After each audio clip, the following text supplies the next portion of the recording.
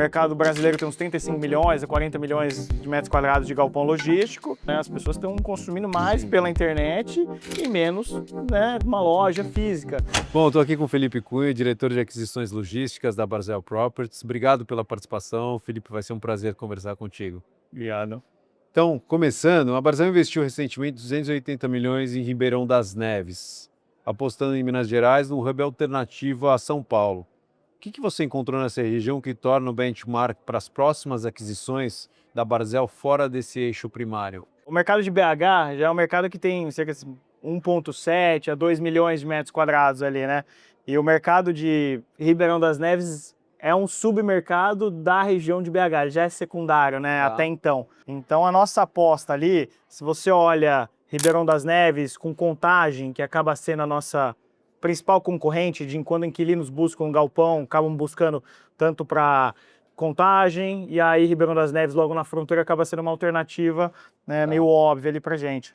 Então, o terreno que a gente desenvolveu, então a gente desenvolveu cerca de 70 mil metros quadrados, fizemos uma parceria com o proprietário, uma parceria com condições super favoráveis, né, tanto para ambas as partes, e a gente desenvolveu ali com o intuito de criar um produto onde a gente tinha qualidade ótima, um acesso tão bom quanto empreendimentos ali de Contagem, né, e podendo oferecer ele a um preço ligeiramente mais baixo do que os produtos de Contagem, né? E aí uma análise que a gente fez, né, o CEAGESP ali na BR-040, se você analisa ele a distância para chegar do CEAGESP até os galpões de Contagem, se comparado com o acesso do CEAGESP até o nosso, é uma distância de 5 minutos mais longe, né? E aí quando a gente construiu, a gente foi alugando para duas empresas ali, né, logo que teve o Abitse, que se ocuparam cerca de uns 15% da área.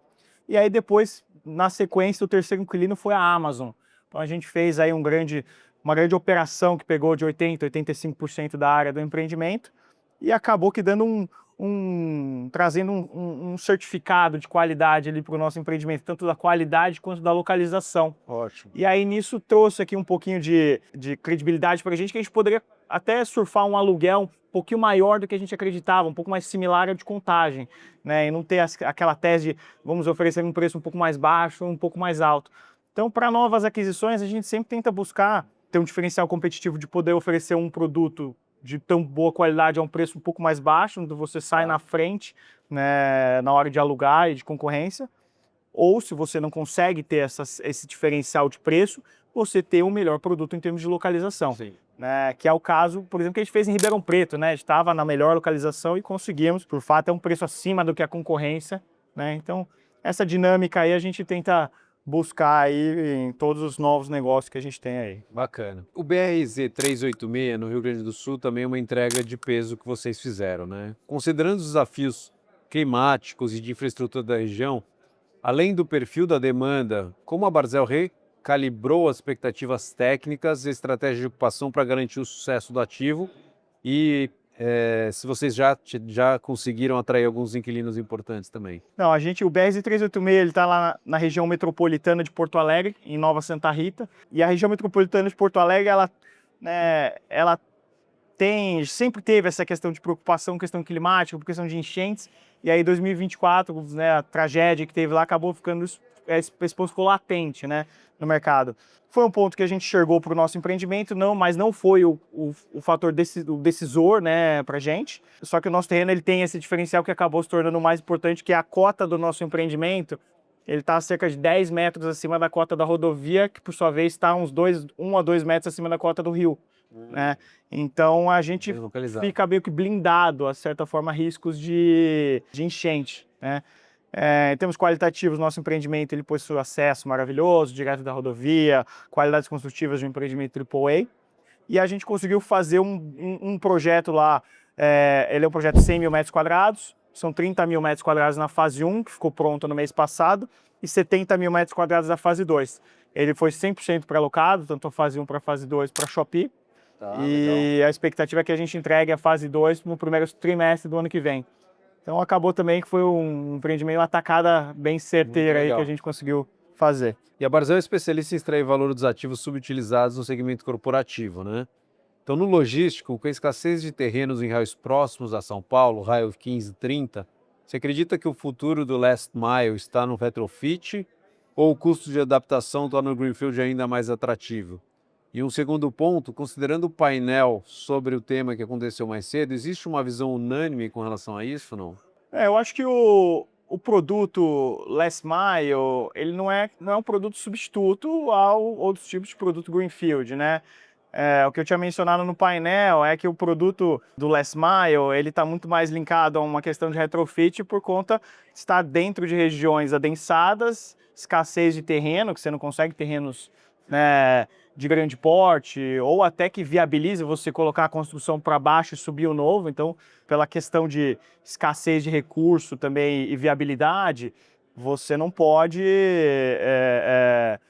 você está fadado a estar sempre voltado para um retrofit na parte do last mile, né? Eu acho que esse tipo de produto ele vai continuar sendo uma tendência, né? Acho que o e-commerce só está começando a questão de locação, né? Locou bastante fulfillment, está locando bastante coisa de last mile, né? Então isso vai continuar com certeza ali, né? Então, e da parte de retrofit, de galpões, acho que é o que eu mencionei. A gente sempre tenta focar um galpão que é produto de um retrofit, ele não possui as características construtivas, né, naturais de um greenfield, né? Você vai estar sempre tentando colocar aí um pé direito alto, capacidade de piso, energias, etc. Mas alguma coisa você vai deixar a desejar até pela característica do retrofit ali, Sim. né? Então a gente sempre tende a procurar aí o greenfield, né? Mas já tem muitos casos de retrofit que você consegue até trazer tudo isso, né, para esse greenfield. Aí se você conseguir isso, aí é a tacada certa, porque você economizou dinheiro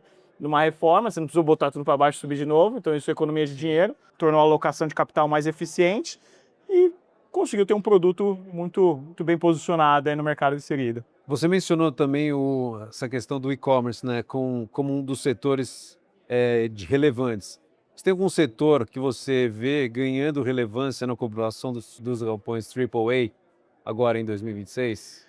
Eu acho que os supermercadistas, né, além dos e-commerce, o supermercadista é um grande ocupante, tá, de galpão. O supermercadista tem margem muito baixa, então ele está sempre buscando otimizar as rotas, né, para um CD atender o máximo de lojas possíveis. Então isso sempre vai ter redes de atacarejo buscando grandes CDs. Você tem empresas, indústria leve, uma tendência que vem desde a pandemia, né, de nearshoring, você buscar ter o estoque próximo aqui do consumidor final, até para você não ficar dependente de redes de supply chain muito complexas, fora dos países, você fica exposta a riscos aí de guerra, etc. Então, indústria leve. Questão automobilística, setor automobilístico também é um grande ocupante. Eu não estou falando só das montadoras, mas também dos sistemistas e empresas de autopeças, peças de reposição, né?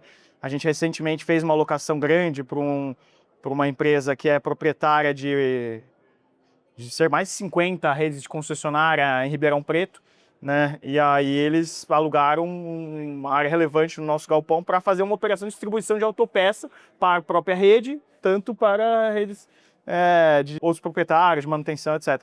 Então acho que o farmacêutico também vai continuar buscando bastante, mas naturalmente, né? Hoje, cerca de o mercado brasileiro tem uns 35 milhões a 40 milhões de metros quadrados de galpão logístico, um percentual relevante, né, cerca de uns 3 milhões e meio é ocupado por e-commerce, né, a nível Brasil, só está começando. Então, naturalmente, o e-commerce vai despontar de longe qualquer outro setor que continua a ocupar aí os galpões, tá? Eu acho que os outros setores eles meio que estabilizaram e o e-commerce está crescendo, né? As pessoas estão consumindo mais Sim. pela internet e menos, né, uma loja física.